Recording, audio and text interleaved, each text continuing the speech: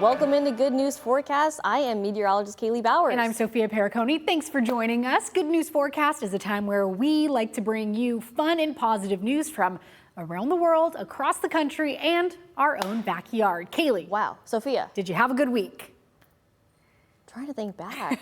It's been a long one. You know, it's one of those weeks where it was busy, but also, I'm working crazy shifts. Yes, you are. I'm doing great. I'm fantastic.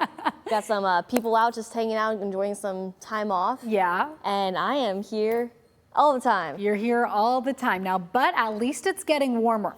Oh my gosh. Yes, we're recording this on June 1st, which is the start of meteorological summer. Yeah. Which I'm so excited. Do you know what the difference between meteorological summer and astronomical summer?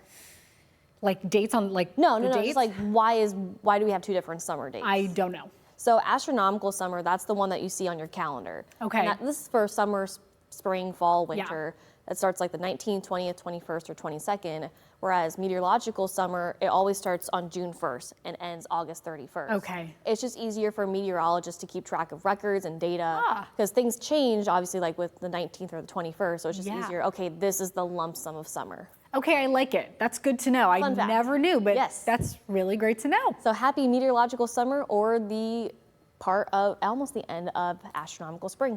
And almost halfway through the year, which is crazy. Before you know it, it's going to be June 30th. We're going to be saying, oh, it really is. We're halfway done with 2025. Yeah. I can't believe it. It's almost there. Well, wow.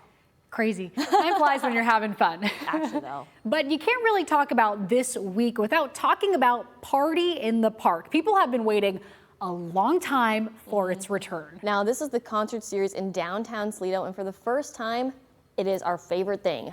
Free. It kicked off on May 30th. Steve Iwanek takes us inside.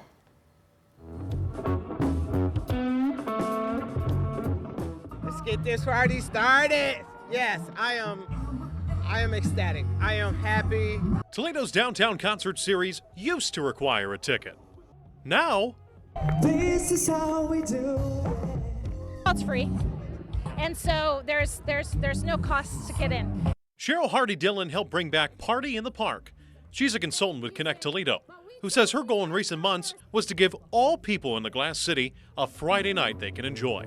Park's now a free place where you know you can come in and come out every single Friday and there's something happening. So you can count on something happening down Toledo and come down Toledo. That's the point.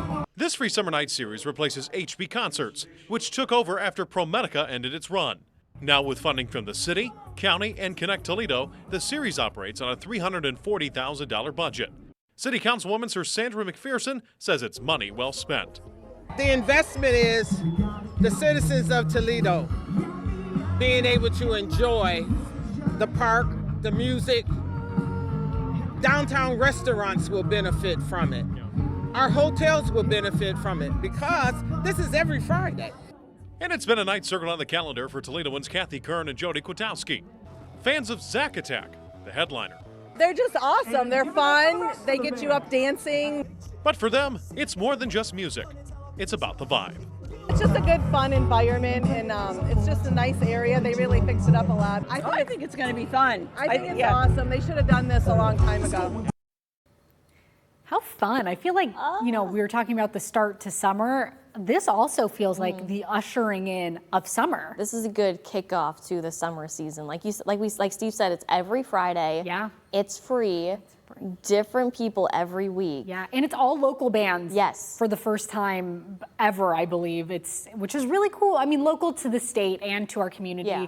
Zack Attack Band, I think they're from all over Ohio. So really cool that it's sort of our roots. That's pretty neat. I love it. This is going to help summer go by even quicker, unfortunately. I agree. Fortunately, but also unfortunately. That's a good point. I love that. That's a really good point. Now, something else that's really cool, I really like. A group of famous women, including Gayle King and Katy Perry, they recently went up into space, but also a well-known man from Put-in-Bay right here also went out of the world. Put-in-Bay's Paul Jarvis is known for his Facebook videos about island life, and he just returned from Blue Origin's most recent space mission. Before blasting off, he said he grew up watching shuttle launches, and this has been a dream of his. My whole life, my dad was a NASA engineer. For 29 years, I've been a kid that watched space and loved it. What's going through my head is this is what I've dreamed about my whole life. I've told all my friends. I've saved money for years and years and years and worked because I always wanted to go to space. And if you're scared, you're wasting your energy. Now, Jairus has also been to more than 149 countries, and now he can add space to that list. That's pretty cool. Would you go to space? So what they're doing is they're going up for like 10 minutes, I think. I think I want to go to the moon. Okay. I would like to go to the moon, get out, experience zero gravity. You want to Neil Armstrong that? I want to One step for man. plant that foot on the moon. How about you? You know, I think I'd be fine with just a shorter trip. I'm Okay. okay with that. You know, since we talked about this with Gayle King and Katy Perry when Yeah. they did it a couple weeks ago, I was okay with going then. It depends on the day and on the mood. That's fair. Honestly, Yeah. like sometimes I'm like, oh, you know what? I think I'm good, but also I don't want to be there for weeks or months, like how those other two astronauts were stuck at the they got International stuck Space Station. way up there. Yeah. You know, I'm good, but I asked Amanda Faye and Steven Jackson this when all this was going on the first time around. Would you rather go to space or explore the deep darkness of the ocean? Ooh, not the ocean. Go to her shot. Go to her Not shot. the ocean, not the depths of the ocean. Did you know we have only explored a small percentage of the ocean? So you would pick the ocean over space? No, I didn't pick an answer. Okay, I just what wanted would you to know. pick? No, neither. neither, okay. I like to be firmly planted on the ground. Okay. But if an opportunity arose, probably space, maybe. Yeah. But Yeah. I'm good right here. Creatures down Right there. here. Turning now to another Northwest Ohioan doing big things. A Tiffin teen now holds a world record. Yeah, Chase Bachman introduces us to one of the youngest competitors in American Powerlifting Federation. At Tiffin Barbell, one of the strongest teenagers in the world is hard at work training. Scott Turco is from Hopewell Loudon. He plays football and throws during the track and field season, but when he's not doing that, he's powerlifting. It is very important to me because I'm the best at that, close to the best. Last month, Turco competed in a powerlifting event in Toledo and deadlifted just over 611 pounds. That would be an unofficial world record for his weight and age. For me, it was just, I told you you could do it, and he did it. Because he wants to pull 700 before he graduates high school, which is way above the next world record for him. So that's what we're going to aim for next. Scott's trainer, Josh Landers, has done his own heavy lifting. Last year at a national meet in Louisiana, Landers set an APF record for his deadlift in his division at 823 pounds. Landers says Turco came to him about 2 years ago with back pain, and since then has made as much progress as anyone he's ever trained. About 2.5 years ago, Scotty couldn't bend over without pain, and now he has a world record. Landers says that Scott's lifting shows that some of the world's strongest people can come from anywhere. So I went to the military, and the whole time I was in the military, I told everybody in the world, everywhere I went, the strongest people I've ever seen are from Tiffin, Ohio. Reporting in Tiffin, Chase Bachman, WTOL 11. So get this, he lifted over 600 pounds. How much can you lift, you think? Like 20? Depending on what you're lifting, if it's That's if a it's good point. what I already forget what A deadlift? Thank you, deadlift. Mm-hmm. I used to deadlift in high school and in college, but no, I haven't done a deadlift in a long time. Yeah, I can probably lift like a 60-pound child, but as metal weights, probably not. It's different on the way it's distributed. Yeah, that's a good point. Now I do have a fun fact. When I was in high school, took a weightlifting class. And I can't remember if it was my grade or the school. I think it was my grade. I was the #1 box squatter. Wow. For females. Okay, Kaylee Bowers. So, and then a couple months later, I ended up having knee surgery. So Okay, Kaylee Bowers. maybe.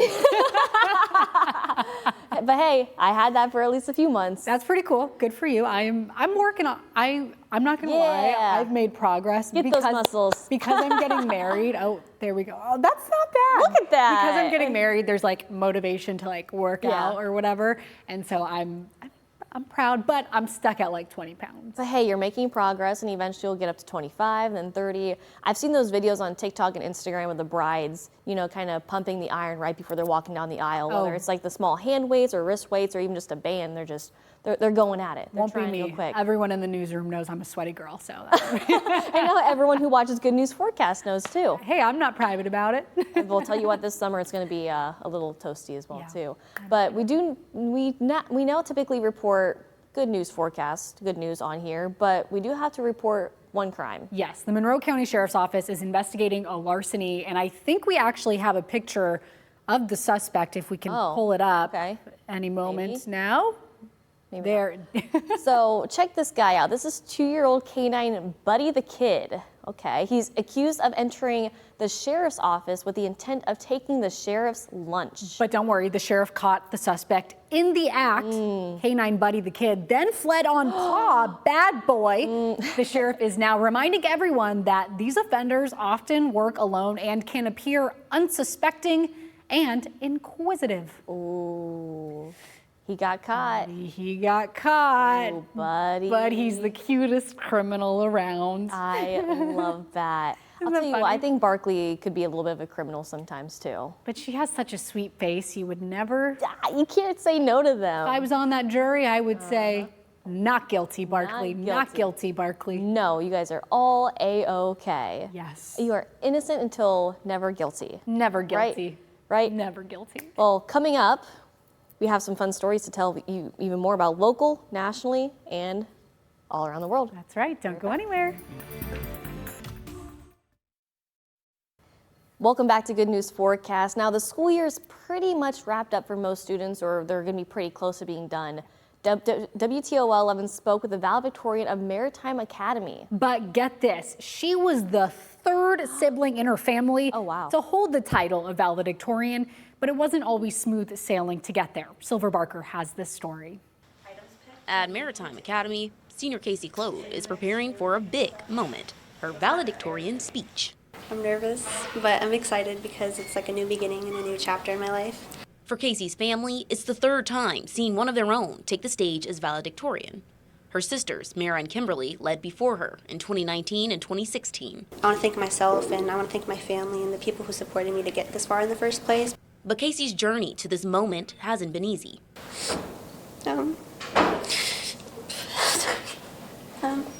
So my family didn't have the greatest, we had a lot of struggles growing up, but one thing that my parents always did was stay together and stay supportive of me and my sisters. From 2015 to 2018, the family of 7 lived in one motel room at the Crown Inn after her dad lost his job and they were evicted from their house. Her parents often going without food so they could feed the kids. There were nights where my mom or dad wouldn't eat so that way we could. Now, Casey says her graduation is more than a milestone. It's a tribute. And my mom, she works so hard. I don't know if I should say this. I don't know if she wants me to say this, but she just celebrated 2 years clean. Clean and sober, in a journey every day to give her a life that was better than hers. They see us struggle. I didn't want to see them struggle the same way we did, and they've seen so much of it. I would hope that that's what would drive them to do better for themselves. And it did. College was kind of my way of clawing myself out of that and breaking a cycle before it got too deep or anything like that. Both Mara and Kimberly, Casey's older sisters, graduated from University of Toledo. Just another milestone Casey looks to accomplish also. I think it's really important for me and also for my sisters to want to work hard so that way we can sort of, give back to our parents for everything that they did for us. Now, Casey plans to go to college for accounting, and she recently accepted a summer job offer at a bakery, and she says baking is one of her most favorite hobbies. I know.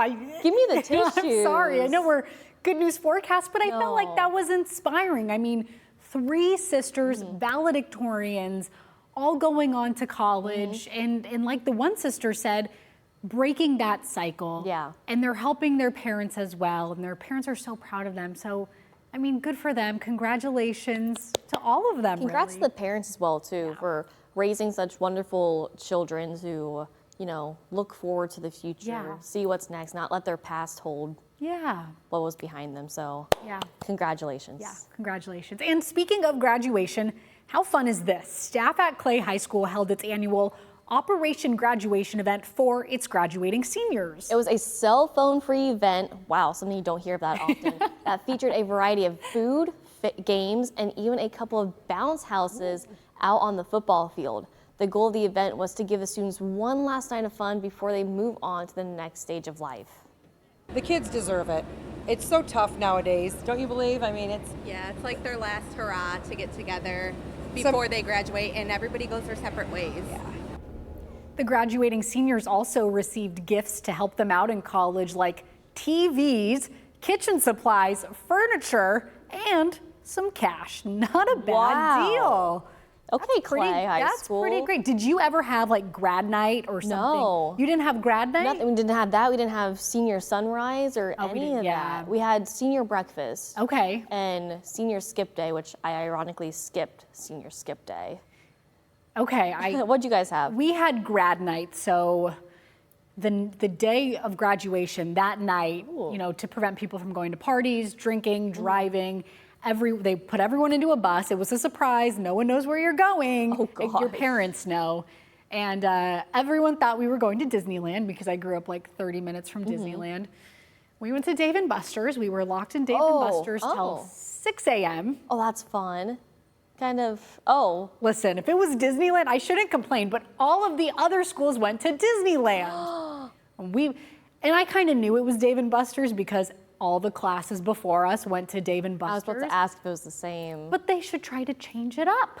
Now, what about classes after you? I checked out after. Once I was out of there, I was out of there. I don't know, probably Dave & Buster's though. Man, well, at least they did something to keep you guys safe and have fun. One more fun memory of high school.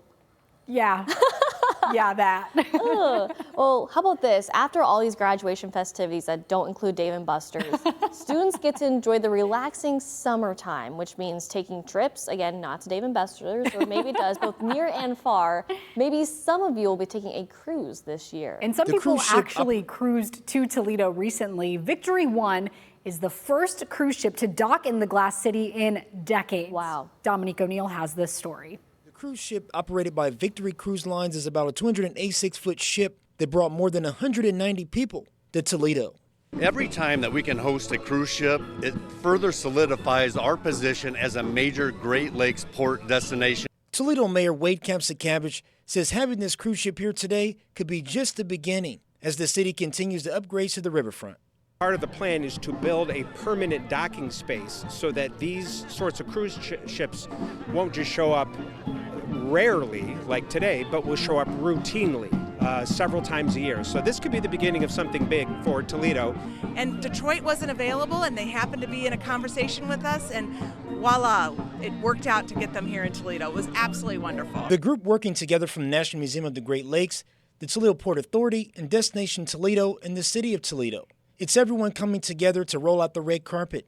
Everyone from the Toledo School for the Arts, steel drum band playing music, to the Maritime Academy, and cheerleaders out here welcoming. It's so exciting for Toledo. You know, what I say about Toledo is we are the city that has everything. And now we're being able to get it out there and make it even more known when we've got ships like these coming in to be able to see all that we have. Passengers are going to have a great time on their excursions throughout the city. And it's just a really great day for Toledo and something we should all be proud of. Reporting in North Toledo, Dominique O'Neill, WTOL 11. All right, so Kaylee, if you were making an itinerary for an excursion for a cruise ship docking in Toledo, what would it entail? Oh, that's difficult. There's so many wonderful things in Toledo and just the surrounding area. Depending on the day and of course depending on the weather, because have to. Perfect weather. Perfect weather. So it's today basically. I would say if there's a walleye game going on for sure. Same thing with a mud hens game. Ooh. Check out Imagination Station. If the weather is good or crappy even. Too many food choices. And if you have the time, drive over towards Sylvania, towards Perrysburg, Bowling Green. Check out BG and UT. Yeah. Depends on how much time you have. There's just so many wonderful things. There is a lot to do. I don't know if you'd have enough time to get out to Cedar Point, but I'm sure. Yeah. Although this was a cruise ship, sort of making its way around the Great Lakes, so maybe they stopped closer to that area. I'll tell you the one thing on my list for sure. Growing up in Ohio, we would always come up to Lake Erie and hang out, Catawba, Sandusky areas, Marblehead. Love the lighthouse. And then you can see the view of Cedar Point too. Yeah. That is definitely one of my favorite places. Good. What would you add? Number one thing on your list for the cruise for Toledo? Ooh, I like the idea of like a sports game. That's awesome. I would say you got to stop at Maddie and Bella. Yes. And then just roll next door for dinner, Kango Sushi. That's like the best restaurant. Ooh, you do ever. like your sushi. I do love my sushi, especially if it's Kango. So that's kind of it. Just explore downtown and enjoy it. Just snack along the way too. Snack. And if you have a little extra time this summer, the city of Toledo is offering free pickleball clinics. Yeah, the city says the beginner clinics help promote fitness, fun, and community on newly renovated courts. Take a look. Here we go. Oh my Thanks. God. Wow, a hit. It was good. Let's go.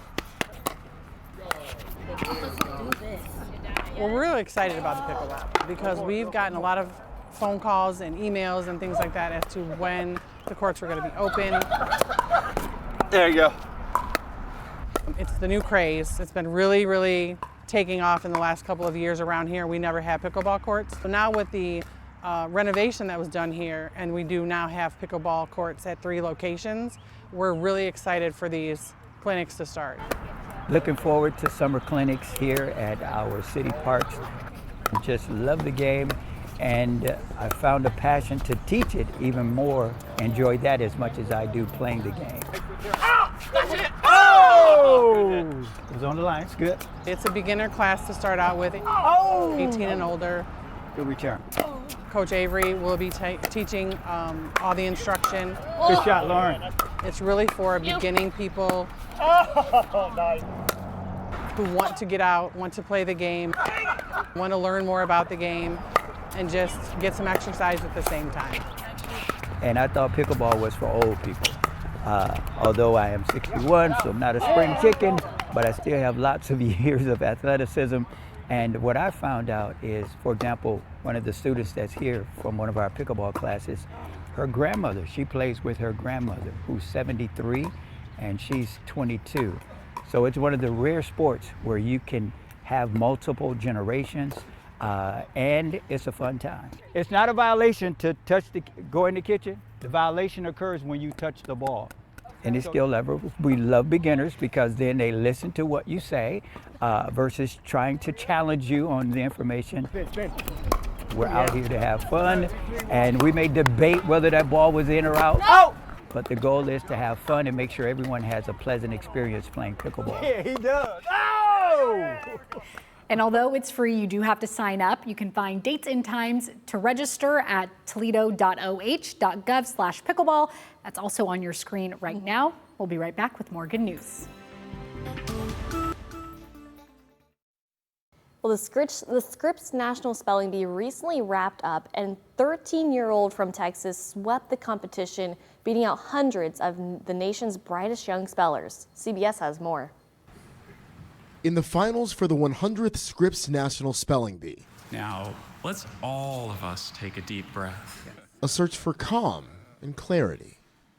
And That did not help at all. Before Faison Zaki breezed through his winning word. ECLAIRCISSEMENT.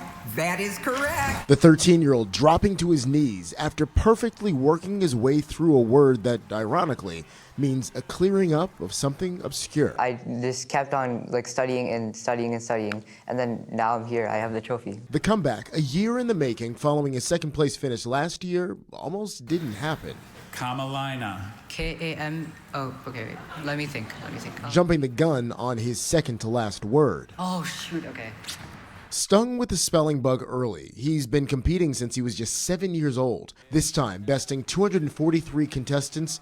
Among the 9 finalists, an 11-year-old whose cool demeanor charmed the crowd. This is surprising.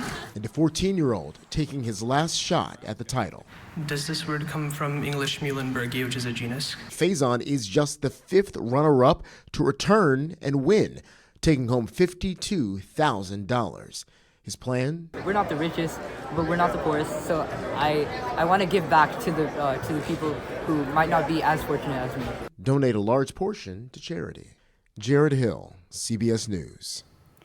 Congratulations to him. 30 of the past 36 champions of the Scripps National Spelling Bee have been Indian American. Kaylee, you already know how I feel about that as an Indian American. I'm so proud of that kid. I could cry watching that moment. 30 out of 36. That's really cool. That's pretty cool. Now, special. Kaylee, I've got some words here from the Scripps National Spelling Bee to test you and your spelling. Are you ready? No. Okay, not at here all. we go. These words are a little hard for me to pronounce. I am not one of those 30 of 36 Indian Americans that has won. So here we go. Okay. And I'm happy to give you the definition if needed. Great. Pasa spiral. Pasa spiral.